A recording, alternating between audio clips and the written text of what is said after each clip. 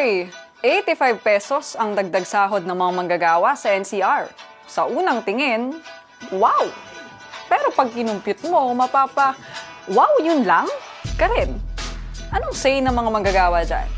Panoorin ang aming balita with feelings! Wow ah! Historic o aesthetic? Makasaysayan daw ang 85 pesos na dagdag sahod para sa mga manggagawa ng National Capital Region ayon sa Malacanang. Pero sabi ng labor groups, hindi wagi, kundi papogi. Sa biglang tingin, nakaka-good vibes nga naman na may dagdag sahod ang mga manggagawa.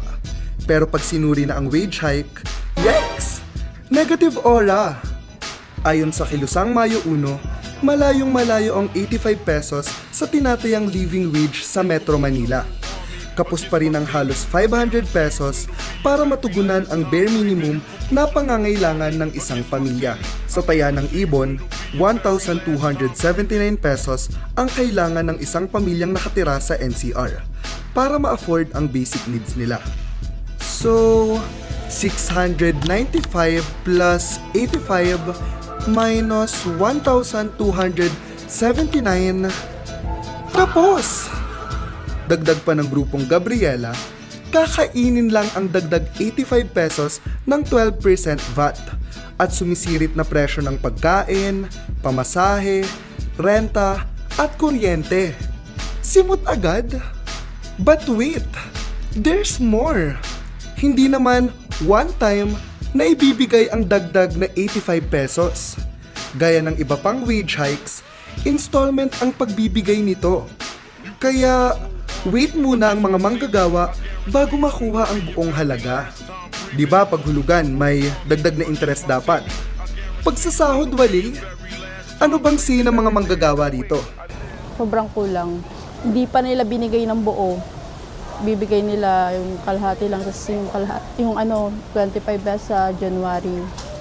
Hindi ganun ka-significant talaga. Knowing na sobrang taas naman talaga ng mga bilihin ngayon.